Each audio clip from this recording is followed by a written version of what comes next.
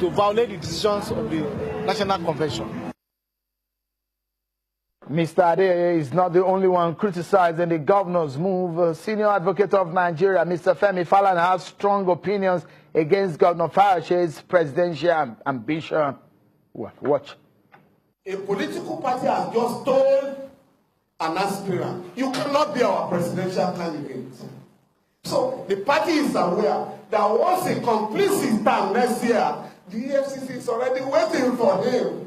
So there is no way you can make him a presidential candidate. But you know, the guy needs immunity for life. And that's the whole idea. But while the governor was declaring his intention to run for the office of the president, the EFCC was also working. They arrested two of his cabinet members, Tony Ojo, his Commissioner of Finance, and Yemisi Owolabi, the State Accountant General. Well, let's get into the conversation now. Everyone get seated right now as I have the presidential aspirant, well, perhaps the only man who is standing to run for that office, as far as we know, across every political party. So he's still a governor, and he's also a presidential aspirant. Governor Fayose of Ekiti State is in our Abuja studio. He joins us on the program tonight. Many thanks, Governor Fayose, for coming to on the program tonight. Let me begin by asking you, State, from the latest story that we're following, the arrest of your Commissioner for Finance and the Accountant General. The EFCC said that they are being invited, but they have ignored the EFCC's invitation. Now, the EFCC is probing your utilization of the bailout funds. What have you done with the bailout funds?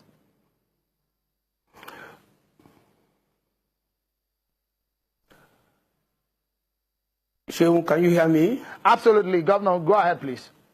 Shehu, can you hear me? Absolutely, you can go ahead. Well, let me thank you for the introduction. And I want to tell you that this is a very good opportunity to reply my critics. I want to take them one after the other before I go straight to your question. Don't forget, the man that spoke for the party was the man that I did not support for the gubernatorial election of Ekiti because I picked my deputy. So that is coming from a corrupt mind and a selfish individual. So, may I say expressly as well, like I said, the first person that spoke, and on Barrister Falana, it's better to ignore him. It's now that we realize now he's a member of the EFCC. He's an official of the EFCC speaking for them. He's equally from Ekiti, because they all desire a professor to be there. He contested against me in 2003. He lost. He's been an hardened enemy. So I leave him to his stories. Let me say again that those who will wait for me will wait in vain. I need to remind them again that he and others conspired against me in 2006. To God be the glory, I am seated here as governor of Ekiti State. You are talking about immunity. May I say to you expressly that there are other governors without immunity, but did not say anything because probably they have nothing to say. I have something to say in Nigeria. I speak for the common people, and I will continue to speak for them.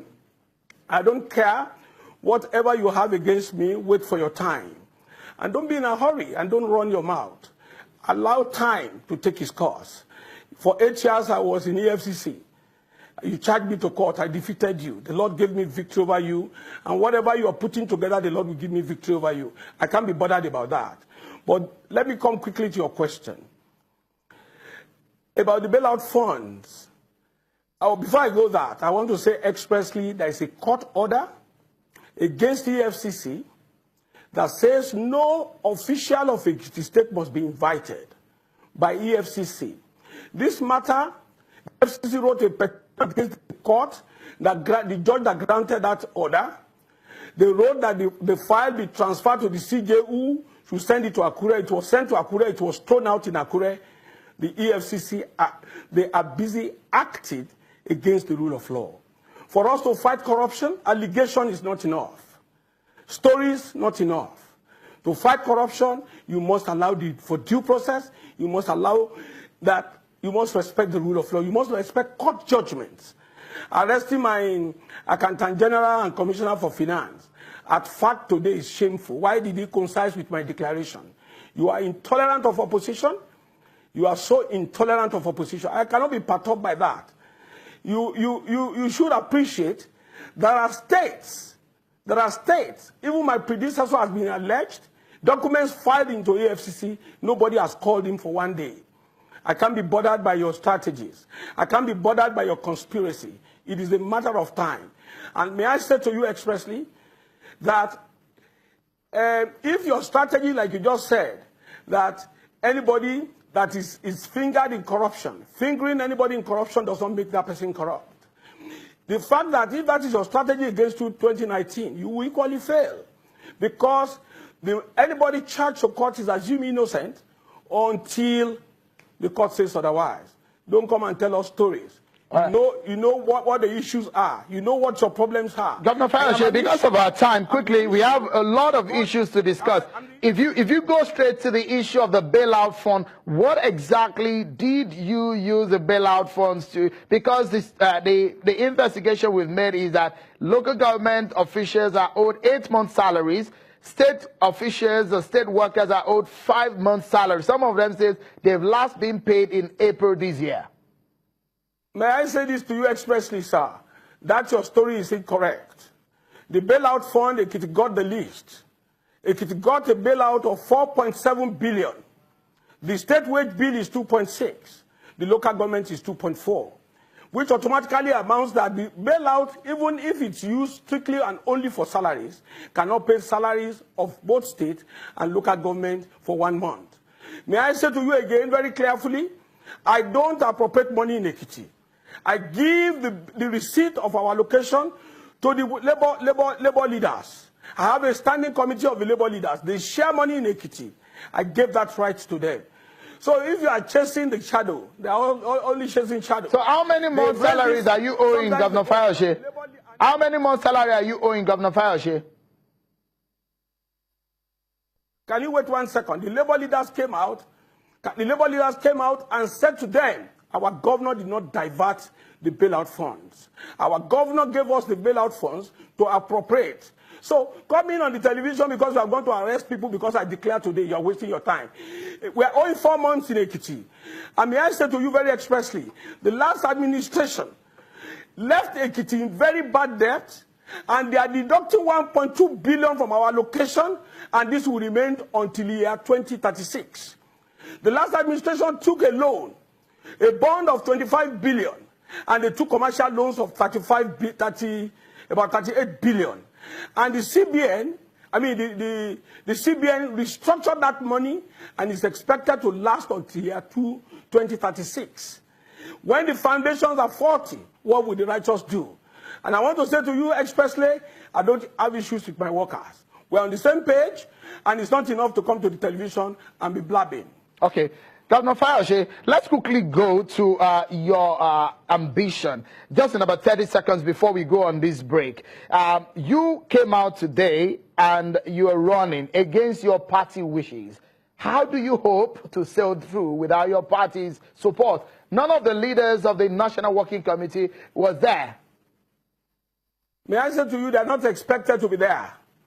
May I say to you, they are not expected to be there. They're supposed to be the umpires. They're not supposed to be there. They are supposed to watch everybody play the game because they will be the final habitat. So let me say to you very expressly, it is not the National Working Committee that will determine. It is the people of Nigeria. May I say to you again very, very clearly, Shehu, let me say to you, some of the people in the Working Committee have ambition. They must be threatened by what I have done today. And I'll say to you again, if anybody has ambition in the North, let him come straight and tell us. In another 1 year, the whole country will be doing, parties will be doing primaries. Let them come out. This party must not die. If anybody is afraid, I am not. I am not. There are two legs to life. Some are afraid of incarceration, some are afraid of death. I'm not afraid of any. If you want to be president of Nigeria, in America, when they want to campaign, they campaign for upward period of 2 years. They sell themselves. You want to tell us to have a president that will come out 3 months to the elections? All right. And come and tell us you want to be president of Nigeria? Governor Fayose, just a moment. We'll take a breather and we will go on a break. But when we return, Governor Fayose will be talking to us about how he hopes to achieve all of these ambitions against his party wishes and, in fact, against a hurdle in his party and outside of his party. Join us again, everyone.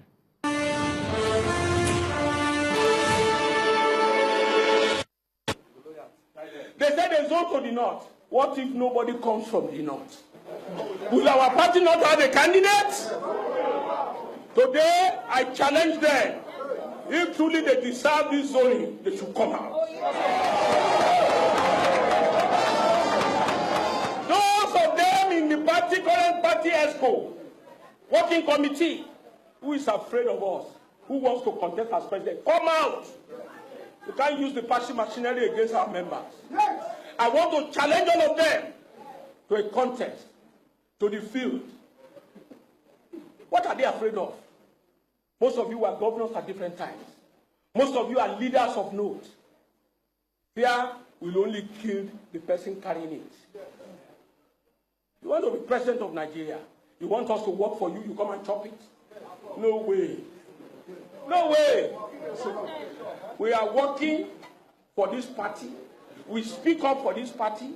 If we had been quiet, this party would have been dead by now. Tell them, those of you from northern Nigeria, if they are men, they should stand up to the men. We don't want boys as governor anymore. We want men. We won't want people who have who don't have courage. We don't want package leaders. We don't want to package anybody to the presidency again. Everything I said about Nigeria came to pass one after the other. One after the other. I'm prepared for an election in Ekiti. I have my deputy governor anointed. I'm going to stay with him. When somebody has done well, the young man has not offended me, he has not done any wrong, why would you say your deputy cannot be president, cannot be governor after you, if your hands are clean? The truth of the matter is that the position of president has been sown to the north at a national convention. National convention is the supreme organ of the party, the highest organ of the party. According to the Supreme Court judgment, the decisions of national convention are immutable, they are final, they are binding, they are sacrosanct. We don't expect any member, no matter how early placed, to violate the decisions of the national convention.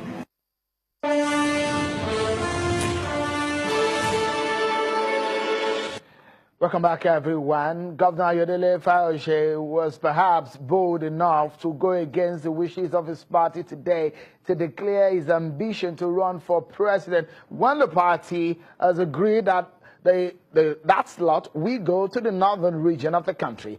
He's with us here in the studio, in our Abuja studio, and clearing some of these issues one after the other. Let's come back to your ambition right now. The question is, do you stand a chance at all?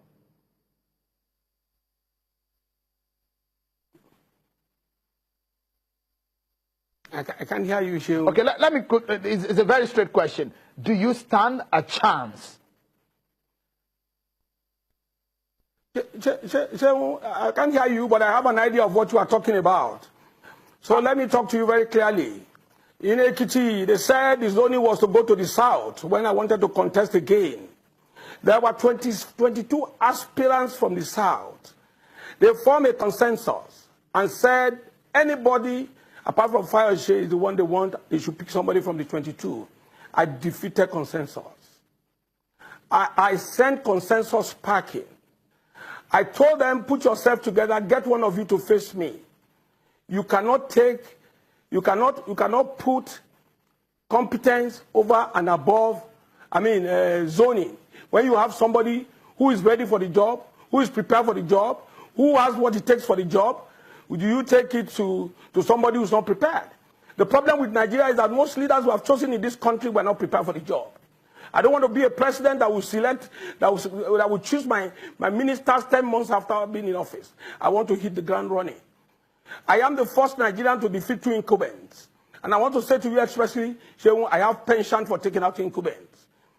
The Lord is with me, and I'm saying it to you. I'm going ahead with this ambition. Remember the President of America. Most people stood against him. Members of his party said, no, he cannot be president. He's the President of America today. You will be hit by surprises. Okay, let me quickly ask you. You said some things in your explanation when you're making your declaration earlier today, and you made examples of the likes of the former governors, like the former governor of Cross River State, those who showed intention of running against the party's zoning arrangement at that time. But some of these people, politically, it was being said that they were not really interested in being president at that time. What makes your own case different? Don't let us flog this. If I'm not an issue to them, they should ignore me. If you know somebody cannot unstage the system, you should ignore the person. They should ignore me. They shouldn't bother about me. Nobody should be talking about me. And I'm telling you, when Mahazu was there and he was messing up, I stood up and said, Mahazu, you have to go. When I made a mistake about Sheriff, I came out and told you I made a mistake, and the Sheriff must go. My brother, I'm not somebody you cow cheaply. I'm not somebody you can when you say things, I will not have my own opinion. I have my opinion. And my opinion is that I want to run, I want to be president of Nigeria. Some wants to be billionaire, I want to be president of Nigeria. Okay, if that's your intention, if that is your intention, let me quickly ask you. You've been a governor twice. This is your second time being a governor. And you know just how the politics of Nigeria is. Let me give you some information about the fact that you want to be president of Nigeria. You need to have the numbers and the statistics at your right hand so that you can run with it. What in your head right now thinks that you have all of those statistics and all of those permutations right now? Shegu, election to the office of the president is still almost 16 months away. Don't be in a hurry. Calm your nerves. When you want me to speak about Nigeria, when the time comes, I will speak about Nigeria. I am the longest serving Nigerian governor. I know more than you know. I have the experience more than you can imagine. I served under President Obasanjo. I served under Jonathan. And I served I'm now serving under President Buhari. I'm not that kind of a person you think will come out and say what he doesn't know, know nothing about. I am presenting my case. As soon as I get the ticket of this party, I will tell Nigerians what has gone wrong and what I'm going to do right. Let me quickly ask you, now that we have the opportunity to ask you, that what exactly is the reason why you want to be president? Is it just because you just feel like wanting to be president? If it's about wanting to be something, others go to the Senate. Others go to the Senate. I have a state where all the senators are PDP, House of Reps PDP, the House of Assembly 26 PDP, 26 out of 26, Chairman PDP. I'm in sitting on a solid state. Most people, most governors go to the Senate. I say I'm not going to the Senate. I want to be president. Why? Why do you want to be president, Governor Fayose? Why? What's your major reason of wanting to be president, Governor Fayose? Sorry? What is your major reason of wanting to be president? Why? Nigerians want to know. Because I want to make a difference. Let me explain to you, Shehu. There are reasons why I have to be. I am accessible. I am a governor to the grassroots today. I have the innate capacity to love people. And I am one governor, if you call me, I will pick your call. My number is on all social media. And on the social media, my number is with virtually everybody in my state. They call me anytime, you send me text, I reply you. Let me give you an instance. Recently, last year, it was released that Ekiti came first in NECO. I met NECO results, Ekiti was number 35 when I came into office. Fountain of knowledge. Ekiti, our identity is fountain of knowledge. Today, I moved from 2014 to 2015, we came number 11. And in 2016, we came first. And sustaining it, we came first again in 2017. And I've challenged WAEC to release the results. You'll find out that I am making a difference in my state. I'm not just talking. So Ekiti has the list in Nigeria. Managing such a small economy, with the challenges surrounding it financially, you will be able to appreciate if given opportunity. All right. Quickly, because of our time, I still have about 2 questions before we close the program. The first one being that at this time in our history as a people, what if you lose the primaries in your party? Will you seek to be president on other platforms? No, Shehu, I will not. And let me say this very clearly. I send it in the letter of invitation that my ambition and the party's position, without prejudice to the party's position, Shehu is too quiet in the PDP. Shehu, it's a year to the election. Do we want to sleep forever and wait for when somebody will say, I am ready? Shehu, that's not going to work. Okay, let us say for reasons best known to anybody, nobody comes from the north. It's not impossible. Will this party not go to an election with a candidate? I am ready for this job. All right. I'm fully prepared. All right. Before we close, let me ask you this. You have come forward and you boasted about imposing your deputy against the wishes of some of the members and leaders of your party. Is that the kind of political leadership that Nigeria should be looking forward to when you become a president? Shehu, I did not impose my deputy, and I will never impose my deputy. Let me start by saying this. Even if it's only one person, you are still going to vote. There's still going to be a due process. When Obama was to leave, he anointed Mrs. Clinton, Hillary Clinton. I want to say again, when Obasanjo was to leave, he anointed Yaradua. You can choose who to work with. It's not a crime. I'm the man they want to succeed. And that does not stop anybody from contesting. My deputy has not done anything wrong. He's been very loyal. He has not done anything wrong. In Nigeria, when they do us wrong, we shout. But when they do us good, we don't talk about it. This young man deserves this seat. He's worked with me for 4 years. I am going to stand by him. He's a very loyal gentleman. And I don't want an old man to succeed me. That is the truth. Anybody older than me, I don't pray for you. Governor Fayose, I'm afraid we're out of time. Always a pleasure having you talk about politics right here on this platform. Many thanks for talking to you, Governor Fayose, on the day that you've declared you had interest to become president. Interestingly, the same venue you used today was the same venue where your party said it has zoned the candidacy to the north. I wish you the very best in the coming days. And that's our show for tonight. Many thanks for being part of it, everyone. I'm Sean Kimbaloye. Bye for now.